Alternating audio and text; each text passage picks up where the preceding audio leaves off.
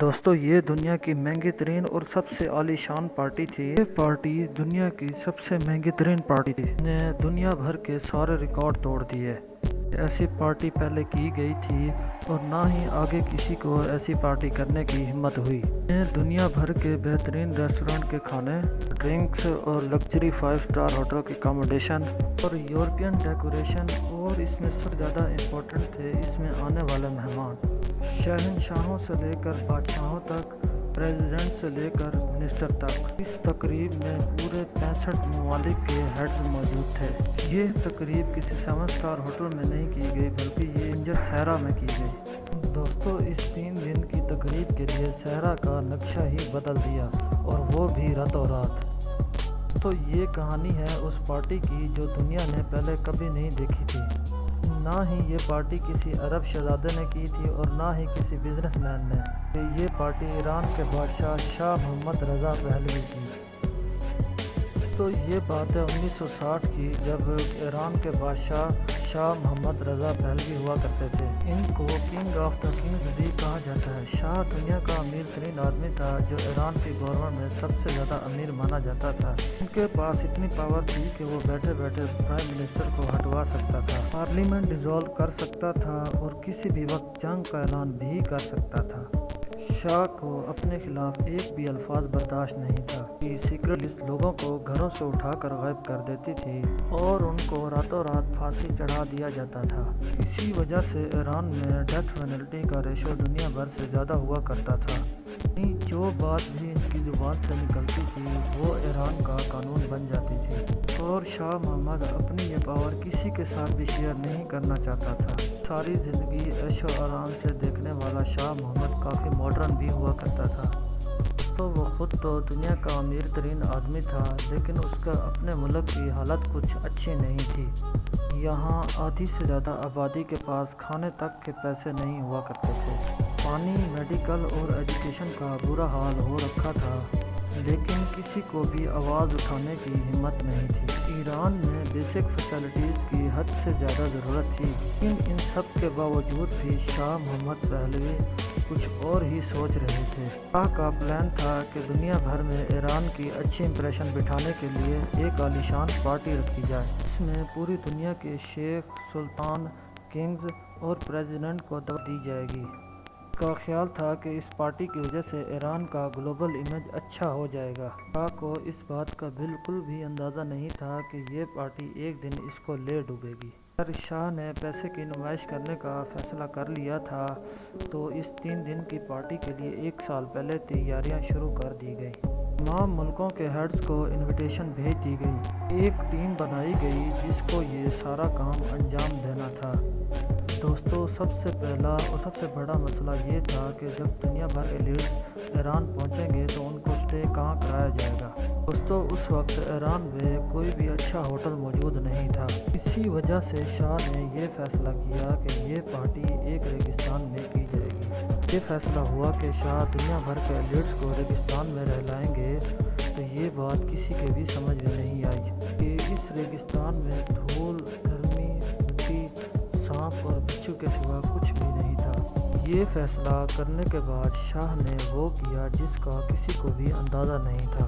صحرا کے اس 500 ایکڑ میں سب سے پہلے کیمیکل ڈلوا کر وہاں کے سانپ اور بچھو مارے گئے۔ اس میں سانپوں کی ایسی قسمیں بھی نکلی تھیں جن کو پہلے کبھی بھی نہیں دیکھا گیا تھا۔ اس کے بعد یہ فیصلہ کیا گیا کہ یہاں ایک رائل ولیج بنایا جائے گا جن میں پلاسٹک ٹینٹس لگائے جائیں گے، لیکن اس سے بھی پہلے اس بنجر ریگستان میں 4000 ایکڑ مٹی ڈلوائی گئی کہ اس رائل ولیج میں شاہ کو ایک فارسٹ بھی چاہیے تھا۔ دوستو ہسٹری میں صحرا کو فارسٹ میں تبدیل کرنے کا یہ پہلا اور انوکھا کیس تھا۔ اس میں 15,000 درخت اور پلانٹس امپورٹ کیے گئے، جو کہ پہلے سے ہی پانی کی شارٹیج کا شکار تھا، تو وہاں کے صحرا کو فارسٹ میں تبدیل کرنا کسی پاگل پن سے کم نہیں تھا، اور وہ بھی صرف اس 3 دن کی تقریب کے لیے۔ شاہ اپنے مہمانوں کو ایک ایسا ایکسپیرئنس دینا چاہتا تھا جو انہوں نے کبھی بھی سپنے میں نہ دیکھا ہو۔ مہینے بھر کے اندر یہ فارسٹ بھی تیار ہو گیا اور اس میں خوشبودار پھول بھی لگ گئے، لیکن دوستو وہ فیلنگ نہیں آ رہی تھی جس کی شاہ کو خواہش تھی۔ اپنی خواہش کو پورا کرنے کے لیے شاہ محمد نے وہ قدم اٹھایا جو دنیا کو ایک بار پھر سے حیران کر دیا تھا۔ پورے 50,000 سونگ برڈز اور 20,000 سپیروز یورپ سے امپورٹ کر کے ایران میں منگوائے گئے۔ ان پرندوں کو اس فارسٹ میں چھوڑا گیا۔ زیادہ تر پرندے ایونٹ سے پہلے ہی مر گئے۔ دوستو یہ تھا تو ڈیزرٹ ہی۔ یہاں پر مہمانوں کو رہلانے کے لیے پیرس کی ایک کمپنی کے ساتھ کانٹریکٹ کیا گیا جو ایئر کنڈیشن لگژری سویٹس بنانے کا کام شروع کر دیا۔ سویٹ میں 2 بیڈ، 2 باتھ روم، 1 سٹنگ روم اور کچن بھی بنایا گیا۔ ہر سویٹ کے ساتھ 5 کوک، 20 سرونٹ سروس کے لیے 24 گھنٹے موجود رہیں گے۔ لگژری سویٹس بنانے کا کام پیرس میں ہی شروع کیا گیا تھا اور پھر کئی 100 پلینز کی مدد سے انہیں ایران میں لا کر اسمبل کیا گیا۔ 50 سویٹ کو 160 ایکڑ میں بنا لیا گیا اور وہ بھی صرف چند ہی مہینوں میں۔ زمین پہلے گرم ریت میں ابلتی تھی، اب وہاں گارڈنز، گولف کورس اور لگژری ایئر کنڈیشن سویٹس بنا دیے گئے تھے، اور وہ بھی صرف 3 دن کی تقریب کے لیے۔ لیکن یہ معاملہ ابھی یہاں ختم نہیں ہوا تھا۔ ریگستان کے اس حصے تک سامان پہنچانا کافی زیادہ مشکل تھا۔ اسی وجہ سے شاہ نے نہ صرف ایک ایئر فیلڈ بنوائی بلکہ ایک ہائی وے بھی بنوایا جو ایئر فیلڈ سے سائٹ تک سامان لانے میں بہت کام آتا تھا۔ دوستو پارٹی میں پیش کیے جانے والے کھانوں کے لیے شاہ نے دنیا کے بہترین ریسٹورنٹ کے ساتھ معاہدہ کیا تھا۔ دوستو یہ ریسٹورنٹ میکسمز ڈی پیرس تھا۔ دوستو معاہدے کی وجہ سے میکسم نے اپنا ریسٹورنٹ 2 ہفتے پہلے بند کر دیا تھا اور انہوں نے اپنے شیف اور ویٹروں کو 10 دن پہلے ایڈوانس میں وہاں پر بھیج دیا۔ کھانوں میں استعمال ہونے والی چھوٹی سے چھوٹی چیز بھی پیرس سے منگائی گئی تھی۔ دوستو آپ ان کی کوالٹی جان کر یقیناً حیران رہ جائیں گے۔ 18 ٹن وزنی کھانے کا سامان پیرس سے ایران منگایا گیا۔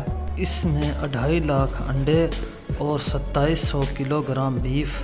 اس میں ہر وہ چیز موجود تھی جو میکسم ڈی پیرس میں سرو کی جاتی تھی۔ اس کے ساتھ ساتھ 12 ٹن وزنی مہنگی وائن بھی پیرس سے منگائی گئی تھی، لیکن ساری لیمٹس تب کراس ہوئی جب سب کو معلوم پڑا کہ وائن کو ٹھنڈا کرنے والے آئس کیوبز بھی پیرس سے منگائے گئے۔ باری تھی اس ایونٹ کی سیکیورٹی کی، کیونکہ اس تقریب میں جتنا خرچہ ہو چکا تھا وجہ سے ایران کے لوکلز میں کافی غصہ پایا جا رہا تھا۔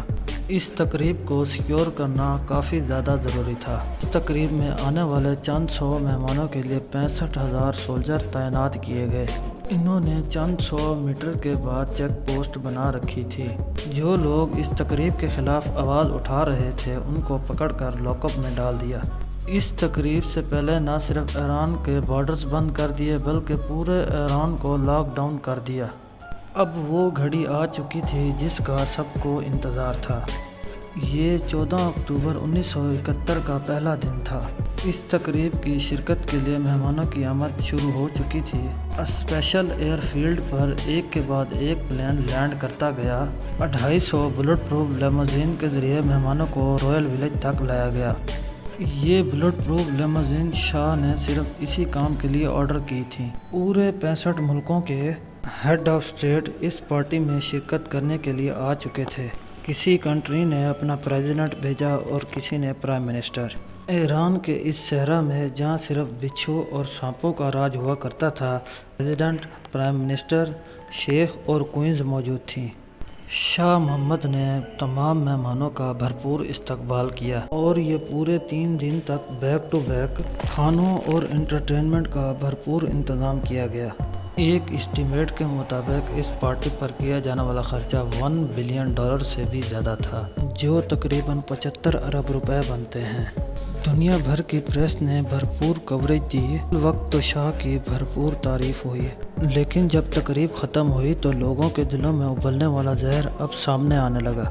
ایران کے لوکلز جو بیسک فیسلٹیز کو بھی ترس رہے تھے، اپنے بادشاہ کو اربوں ڈالر ہوا میں اڑاتے دیکھا تو ان سے رہا نہیں گیا۔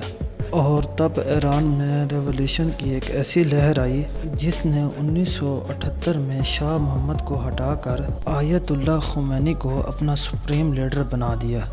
شاہ محمد جو اپنی جان بچا کر ایجپٹ بھاگ گیا تھا، وہاں ان کی 1 سال بعد ڈیتھ ہو گئی۔ اس ایک پارٹی کی وجہ سے شاہ کا سارا کریئر تباہ ہو گیا۔ دوستو امید کرتا ہوں آپ کو انٹرنیشنل 24 ٹی وی کی یہ ویڈیو پسند آئی ہوگی، اور ویڈیو پسند آئے تو ویڈیو کو لائک کریں اور چینل کو سبسکرائب کریں۔ شکریہ۔